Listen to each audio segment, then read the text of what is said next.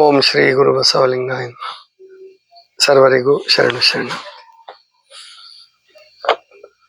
ಚಿನ್ಮಯ ಚಿತ್ಪ್ರಕಾಶ ಚಿದಾನಂದ ಲಿಂಗವೇ ಎನ್ನ ಹೃದಯ ಕಮಲದಲ್ಲಿ ಬೆಳಗಿ ತೋರುವ ಪರಂಜ್ಯೋತಿ, ಎನ್ನ ಕರಸ್ಥಲಕ್ಕೆ ಅನುವಾದ ಧರ್ಮಿ, ಎನ್ನ ಕಂಗಳ ಕೊನೆಯಲ್ಲಿ ಮೂರ್ತಿಗೊಂಡಿಪ್ಪೇಯ ಕೂಡಲ ಸಂಗಮ ದೇವ.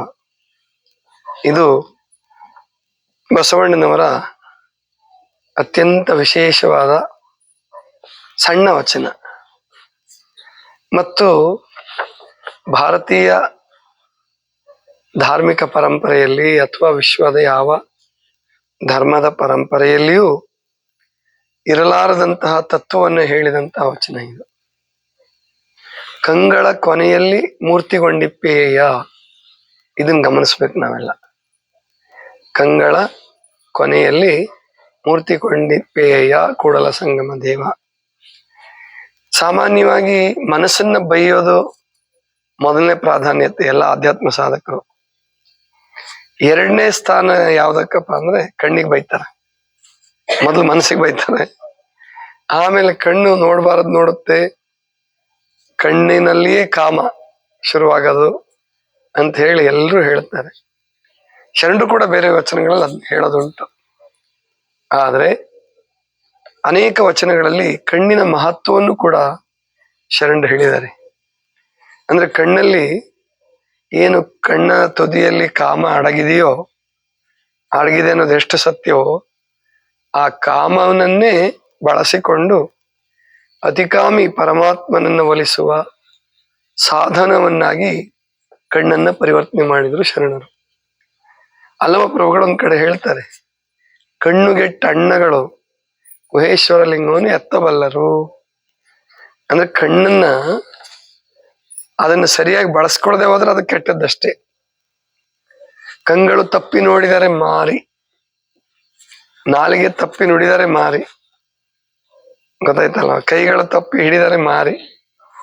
ಕಣ್ಣು ತಪ್ಪಿ ನೋಡಿದ್ರೆ ಏನನ್ನ ನೋಡ್ಬೇಕು ಅದನ್ನ ನೋಡಿದ್ರೆ ಕಣ್ಣು ಮಾರಿ ಅಲ್ಲ. ಕಣ್ಣು ಪರಮಾತ್ಮನ ಆಲಯ, ಪರಮಾತ್ಮನ ವಾಸಸ್ಥಾನ ಅಂತ ಹೇಳಿದ್ರು. ಅದನ್ನೇ ಇಲ್ಲಿ ಇನ್ನೂ ವಿಸ್ತಾರವಾಗಿ ಮತ್ತೆ ಕೆಲವೇ ಶಬ್ದಗಳಲ್ಲಿ ಅತ್ಯಂತ ಮಹತ್ತರವಾದಂತಹ ಸಂಗತಿಯನ್ನು ಹೇಳ್ತಾರೆ. ಚಿನ್ಮಯ ಚಿತ್ಪ್ರಕಾಶ ಚಿದಾನಂದ ಲಿಂಗವೇ ವರ್ಣಿಸ್ತಾರೆ. ಚಿನ್ಮಯ ಚಿತ್ಪ್ರಕಾಶ ಚಿದಾನಂದ. ಮೊದಲನೇದಾಗಿ ಪ್ರತಿಯೊಬ್ಬರ ಚಿತ್ತದಲ್ಲಿಯೂ ಪರಮಾತ್ಮ ಚಿನ್ಮಯ.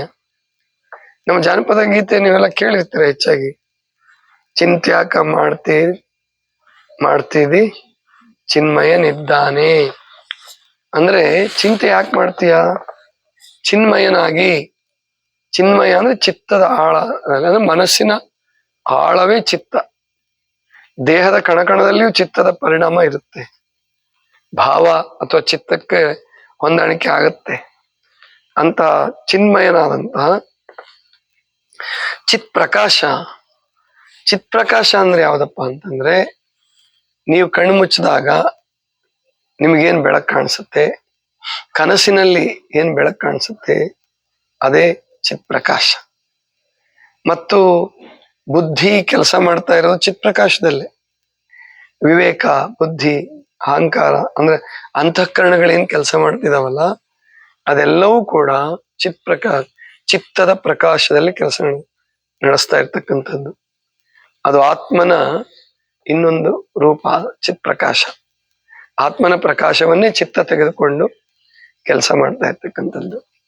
ಅದಕ್ಕೆ ಯಾವ ಮನಸ್ಸು ಕಪಿಯೋ, ಯಾವ ಮನಸ್ಸು ಚಂಚಲವೋ, ಅದೇ ಮನಸ್ಸನ್ನ ಯೋಗ್ಯ ರೀತಿಯಲ್ಲಿ ಬಳಸ್ಕೊಂಡ್ರೆ ಅದೇ ಚಿಲ್ಲಿಂಗ, ಅದೇ ಮಹಾಲಿಂಗ, ಅದೇ ಪರಮಾತ್ಮನ ವಾಸಸ್ಥಾನ, ಅದೇ ಚಿತ್ ಪ್ರಕಾಶ ಲಿಂಗ. ಮೊದಲನೇದು ಚಿನ್ಮಯ ಚಿತ್ ಪ್ರಕಾಶ ಚಿದಾನಂದ ಲಿಂಗವೇ. ಆನಂದದ ಮೂಲ, ಸುಖದ ಮೂಲ, ದುಃಖದ ಮೂಲ, ಸುಖದ ಮೂಲ, ಏನ್ ನಮಗೆ ಭಾವನೆಗಳಿದಾವೋ ಆ ಎಲ್ಲದರ ಮೂಲ ಚಿತ್ತದಲ್ಲಿ ಅಡಕವಾಗಿರುವಂತ ಆನಂದವೇ, ಚಿದಾನಂದವೇ. ಮೊನ್ನೆ ಒಂದು ಕಾರ್ಯಕ್ರಮದಲ್ಲಿ ನಮ್ಮ ಸಂಸದರು ಮಾನ್ಯ ಮಂತ್ರಿಗಳು ಹೇಳ್ತಾ ಇದ್ರು, ಪ್ರಹ್ಲಾದ್ ಜೋಶಿ ಅವರು. ಅಂದ್ರೆ ನಾವೆಲ್ಲ ಈಗಿನ ಕಾಲದಲ್ಲಿ ಎಷ್ಟು ಡಿಪ್ರೆಷನ್ಗೆ ಒಳಗಾಗ್ತೀವಿ.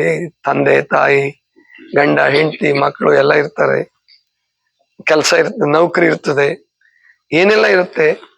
ಆದ್ರೂ ಡಿಪ್ರೆಷನ್ ಡಿಪ್ರೆಷನ್ ಡಿಪ್ರೆಷನ್ ಅಂತ ಒದ್ದಾಡ್ತಿರ್ತೀವಿ. ಅಜ್ಜವ್ರಿಗೆ ಏನಿದೆ ಅಂತ ಕೇಳ್ತಾ ಇದ್ದಾರೆ ನನ್ನ ವಿಷಯ ಹೇಳುವಾಗ. ಅಜ್ಜವ್ರಿಗೆ ಏನಿದೆ, ಆದ್ರೂ ಅವ್ರು ಎಷ್ಟು ಖುಷಿಯಾಗಿರ್ತಾರೆ. ಖುಷಿಯಾಗಿ ಇದ್ದಂತ ಬೇರೆಯವ್ರಿಗೆ ದುಃಖ ಇದ್ದವ್ರಿಗೂ ಅವ್ರು ಖುಷಿ ಕೊಡ್ತಾರೆ. ಇದು ಹೇಗ್ ಸಾಧ್ಯ ಅಂತ ಹೇಳ್ಕೊಂಡು ಅವರು ಸಭೆಯಲ್ಲಿ ಆಶ್ಚರ್ಯ ವ್ಯಕ್ತಪಡಿಸ್ತಾ ಇದ್ರು. ಅದಕ್ಕೆ ಕಾರಣ ಏನಪ್ಪಾ ಅಂತಂದ್ರೆ, ಸುಖ ದುಃಖಗಳನ್ನ ಮೀರಿ ಚಿತ್ತದಲ್ಲಿರುವಂತ ಆನಂದವನ್ನ ಹೊರಗೆ ತೆಗೆಯುವುದನ್ನ ಸಾಧಕರು ಪ್ರಾಕ್ಟೀಸ್ ಮಾಡ್ಬೇಕು. ಅವನೇ ಯೋಗಿ. ಚಿತ್ತದಲ್ಲಿ ಪ್ರತಿಯೊಬ್ಬರ ಚಿತ್ತದಲ್ಲೂ ಇದೆ ಅದು. ಆದ್ರೆ ಅನೇಕ ಜನರಿಗೆ ಅದನ್ನು ಹೊರಗೆ ತೆಗೆಯಕ್ಕೆ ಅವಕಾಶಗಳು ಸಿಕ್ಕಲ್ಲ. ರೋಗಗಳು, ದೈಹಿಕ ದುರ್ಬಲತೆಗಳು, ಮಾನಸಿಕ ದೌರ್ಬಲ್ಯಗಳು ಮತ್ತು ಅನೇಕ ಚಿಂತೆಗಳು, ದುಃಖಗಳು ಮತ್ತು ಇನ್ನು ಏನೇನೋ ತೊಡಕಿನಿಂದ ಜೀವನ ಮಾಡೋದೇ ಕಷ್ಟ ಆಗುತ್ತೆ. ಕೆಲವರಿಗೆ ಊಟ ಸಿಗೋದೇ ಕಷ್ಟ ಆಗುತ್ತೆ. ಸಾಲದ ಶೂಲದಲ್ಲಿ ಸಿಕ್ಕಾಕೊಂಡಿರ್ತಾರೆ. ರೈತರುಗಳಿಗೆ ಚಿಂತೆ, ಎಲ್ಲರಿಗೂ ಚಿಂತೆ ಇರ್ತದೆ, ಕೋಟ್ಯಾಧೀಶರಿಗೂ ಚಿಂತೆ ಇರ್ತದೆ. ಆ ಚಿಂತೆ ಇದ್ದಾಗ ಚಿನ್ಮಯ, ಆ ಚಿದಾನಂದ ಸ್ವರೂಪ ನಮ್ಮಲ್ಲಿ ವ್ಯಕ್ತ ಆಗಲ್ಲ. ಅವೆಲ್ಲವನ್ನೂ ಬಿಟ್ಟು ನಾವು ಆ ಚಿತ್ತದ ಆನಂದವನ್ನ ಹೊರಗೆ ತೆಗಿಬೇಕು ಅಂತಂದ್ರೆ ನಮಗೆ ಬಹಳ ಸುಲಭವಾದ ಮಾರ್ಗ ಅಂದ್ರೆ ಧ್ಯಾನ ಮತ್ತು ಪ್ರಾಣಾಯಾಮ. ಪ್ರತಿಯೊಬ್ರು ಧ್ಯಾನ ಅಂತ ಹೇಳ್ಕೊಂಡು ಮತ್ತು ಧ್ಯಾನ ಸ್ಥಿತಿಯನ್ನು ಅನುಭವಿಸಕ್ ಹೋಗಿ ನಿದ್ದೆ ಮಾಡ್ಬಿಡ್ತಾರೆ ಬಹಳ ಜನ. ನಿದ್ರೆ ಧ್ಯಾನ ಅಲ್ಲ, ಅದನ್ನ ಸ್ಪಷ್ಟವಾಗಿ ತಿಳ್ಕೋಬೇಕು. ಧ್ಯಾನ ನಿದ್ದೆ ಅಲ್ಲ, ನಿದ್ದೆಯು ಧ್ಯಾನ ಅಲ್ಲ. ಅವೆರಡಕ್ಕೂ ವಿಭಾಗ ಮಾಡ್ಕೊಳ್ಳೋದು ತುಂಬಾ ಕಷ್ಟ. ಬಹಳ ಸೂಕ್ಷ್ಮವಾದ ಪರದೆ ಇದೆ, ತೆಳುವಾದ ಪರದೆ ಇದೆ. ಆ ಧ್ಯಾನದಲ್ಲೂ ಮೈ ಮರಿತೀವಿ, ನಿದ್ದೆಯಲ್ಲೂ ಮೈ ಮರಿತೀವಿ. ಆದ್ರೆ ನಿದ್ದೆಯಲ್ಲಿ ಮೈ ಮರಿವಾಗ ಶರೀರ ವಿಕಾರ ರೂಪ ತಾಳತ್ತೆ, ನೇರವಾಗಿ ಕುತ್ಕೊಳಕ್ಕಾಗಲ್ಲ, ತಲೆ ಬಗ್ಗುತ್ತೆ, ತೂಕಡಿಕೆ ಬರುತ್ತೆ, ಬಿದ್ದೋಗ್ತಾರೆ ಕೆಲವರು. ಇದನ್ನೇ ಧ್ಯಾನ ಅನ್ಕೊಂಡ್ಬಿಡ್ತಾರೆ. ಇನ್ನು ಕೆಲವರು ಹಿಂಗಿರ್ತಾರೆ, ಗಾಢವಾದ ನಿದ್ರೆಗೆ ಹೋದ್ರೆ ಅವ್ರೇನು ಅಲ್ಲಾಡಲ್ಲ, ತೂಕಡಿಸಲ್ಲ, ಏನೂ ಮಾಡಲ್ಲ. ಆದ್ರೆ ಅವ್ರ ಜೀವನದಲ್ಲಿ ಏನು ಪರಿವರ್ತನೆ ಬರಲ್ಲ. ಈ ಸುಷುಪ್ತಾವಸ್ಥೆ ರೂಢಿ ಮಾಡ್ಕೊಂಡ್ಬಿಟ್ಟಿರ್ತಾರೆ ಕೆಲವರು, ಅದನ್ನೇ ಧ್ಯಾನ ಅನ್ಕೊಂಡ್ಬಿಡ್ತಾರೆ. ಅದು ಧ್ಯಾನ ಅಲ್ಲ. ಧ್ಯಾನ ಅಂದ್ರೆ ಆ ಧ್ಯಾನದಿಂದ ಎದ್ದ ನಂತರ ಅವನ ಜೀವನದಲ್ಲಿ ಹೊಸತನ ಬರುತ್ತೆ. ಅವನ ಶರೀರ, ಅವನ ಮನಸ್ಸು ಪ್ರತಿಯೊಂದರಲ್ಲೂ ಹೊಸತನ ಇರ್ತದೆ.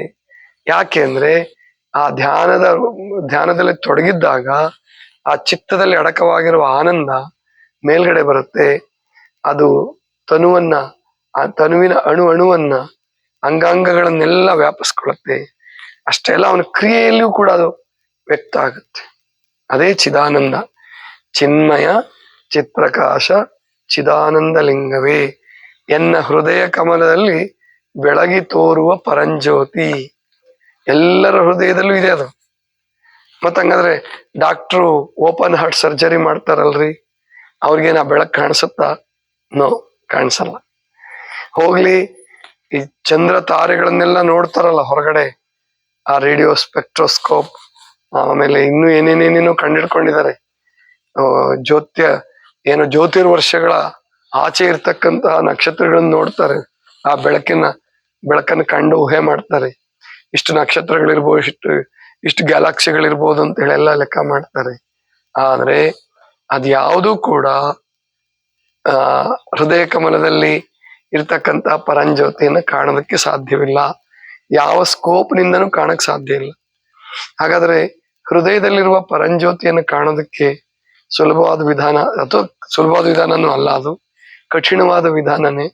ಅದಕ್ಕೆ ನಿರಂತರ ಕಾಯುವಿಕೆ, ನಿರಂತರ ಸಾಧನೆ ಜೊತೆಗೆ ಧ್ಯಾನ. ಆ ಹೃದಯ ಕಮಲದಲ್ಲಿ ಬೆಳಗಿ ತೋರುವ ಪರಂಜ್ಯೋತಿ ಎನ್ನ ಕರಸ್ಥಲಕ್ಕೆ ಅನುವಾದ ಧರ್ಮಿ. ಇದು ಭಾರತೀಯ ಯಾವ ಪರಂಪರೆಯಲ್ಲೂ, ಲಿಂಗ ಪರಂಪರೆಯಲ್ಲಿ ಗುಡಿಯಲ್ಲಿರೋ ಲಿಂಗಗಳು ಬೇರೆ, ಸ್ಥಾವರ ಲಿಂಗಗಳು, ಅಲ್ಲಿ ಯಾವ ಕಂಗಳ ಕೊನೆಯಲ್ಲಿ ಮೂರ್ತಿಗೊಂಡಿಪ್ಪೆ ಅಂತ ಹೇಳಲಿಲ್ಲ.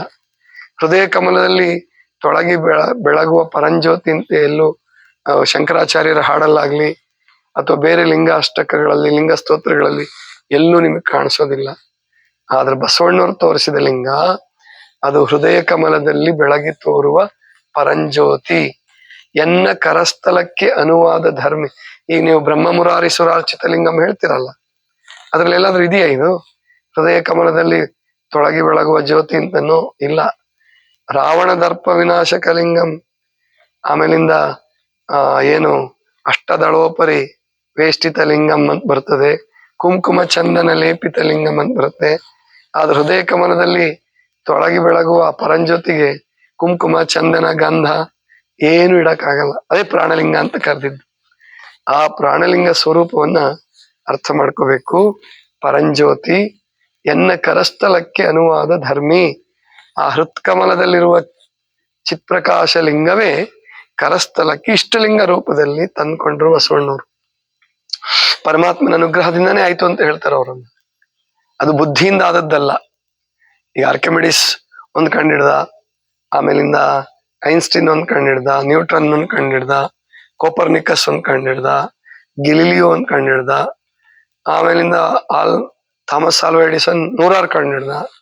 ಆದ್ರೆ ಅವೆಲ್ಲ ಬುದ್ಧಿಯಿಂದ ಆದಂತದ್ದು. ಅವು ಕೂಡ ಬುದ್ಧಿಯ ಮೇಲ್ಭಾಗ ಅಲ್ಲ, ಬುದ್ಧಿಯ ಆಳಕ್ಕೆ ಸಮಾಧಿ ಸ್ಥಿತಿ ಇಳಿದ್ರು. ಅವರು ಕೂಡ ವಿಜ್ಞಾನಿಗಳು ಸಮಾಧಿ ಸ್ಥಿತಿ ಇಳಿದಾಗ್ಲೇ ಅಂತ ಸಂಶೋಧನೆಗಳಾಗದು. ಆದ್ರೆ ಆ ಸಮಾಧಿ ಸ್ಥಿತಿ ಆತ್ಮಾನಂದಕ್ಕೆ ಸಮೀಪ ಕರ್ಕೊಂಡು ಹೋಗುವಂತದ್ದಲ್ಲ. ಅದು ಚಿಂತೆ ಮಾಡಿ ಮಾಡಿ ಮಾಡಿ ಮಾಡಿ ಅದು ಹೆಂಗಿರ್ಬೋದಾ, ಇದು ಹೆಂಗಿರ್ಬೋದಾ, ಬುದ್ಧಿಯ ಚುರುಕುತನದಿಂದ ಬಹಿರಂಗದ ಸಂಶೋಧನೆ, ಅದು ಕೂಡ ರಿಸರ್ಚ್. ಆದ್ರೆ ಅದು ಇನ್ವೆನ್ಷನ್ ಅಲ್ಲ. ರಿಸರ್ಚ್ ಬೇರೆ, ಇನ್ವೆನ್ಷನ್ ಬೇರೆ. ಇದು ಈ ಇನ್ವೆನ್ಷನ್ ಏನಿದೆಯಲ್ಲ, ಅದು ಹೃದಯ ಕಮಲದಲ್ಲಿ ಅಡಕವಾಗಿರುವ ಆ ಜ್ಯೋತಿ ವಿಸ್ತೃತ ರೂಪವನ್ನು ತಾಳಿ ತಾಳಿ ತಾಳಿ ದೇಹದ ಕಣಕಣವನ್ನು ವ್ಯಾಪಿಸುತ್ತೆ. ಅದೇ ಪ್ರಾಣಲಿಂಗ ಹೋಗಿ ಭಾವಲಿಂಗ ಆಗತ್ತೆ. ಅದು ಎನ್ನ ಕಂಗಳ ಕೊನೆಯಲ್ಲಿ ಮೂರ್ತಿಗಳನ್ನು ಕರಸ್ಥಲದಲ್ಲಿ ಇಷ್ಟಲಿಂಗವಾಗಿ, ಕಂಗಳಲ್ಲಿ ಶಿವಲಿಂಗವಾಗಿ ಇರ್ತಕ್ಕಂತಹ ಲಿಂಗ. ಕಂಗಳ ಕೊನೆಯಲ್ಲಿ ಮೂರ್ತಿಗೊಂಡಿಪ್ಪೇಯ ಕೂಡಲ ಸಂಗಮ ದೇವ ಅಂದ್ರೆ ಪರಮಾತ್ಮ ನೀನ್ ಹೀಗಿದ್ದೀಯ. ಇದನ್ನ ಮುಂದಿನ ಕವಿಗಳು ಬಹಳ ಅನ್ಯಾಯ ಮಾಡ್ಕೊಂಡ್ರು, ಅವರೇ ಅನ್ಯಾಯ ಮಾಡ್ಕೊಂಡ್ರು, ಸಮಾಜಕ್ಕೂ ಅನ್ಯಾಯ ಮಾಡಿದ್ರು. ಈ ಇಷ್ಟಲಿಂಗದ ಪರಿಕಲ್ಪನೆಯನ್ನು ಅರ್ಥ ಮಾಡ್ಕೊಳ್ಳಾರ್ದೇನೆ ತಗೊಂಡೋಗಿ ಗುಡಿಲಿಂಗಕ್ಕೆ ಅದನ್ನ ತಾಳೆ ಹಾಕ್ಬಿಟ್ಟು ಜಾಯಿಂಟ್ ಮಾಡ್ಬಿಟ್ಟು ಪೂರ್ಣ ದಾರಿ ತಪ್ಪು ಹಾಗಾಯ್ತು. ಅದನ್ನು ಸರಿಪಡಿಸ್ಬೇಕಾದ್ರೆ ಮತ್ತೆ ನಾವು ಇಂತಹ ವಚನಗಳ ಅರ್ಥವನ್ನ ಸರಿಯಾಗಿ ತಿಳ್ಕೊಂಡು ಆ ಇಷ್ಟಲಿಂಗ ಸ್ವರೂಪವನ್ನ, ಪ್ರಾಣಲಿಂಗ ಸ್ವರೂಪವನ್ನ, ಭಾವಲಿಂಗದ ಸ್ವರೂಪವನ್ನು ಅರ್ಥ ಮಾಡ್ಕೊಳ್ಳೋದಕ್ಕೆ ಪ್ರಯತ್ನ ಮಾಡೋಣ. ಇದಿಷ್ಟು ಇವತ್ತಿನ ಚಿಂತನ. ಸರ್ವರಿಗೂ ಶರಣು ಶರಣ.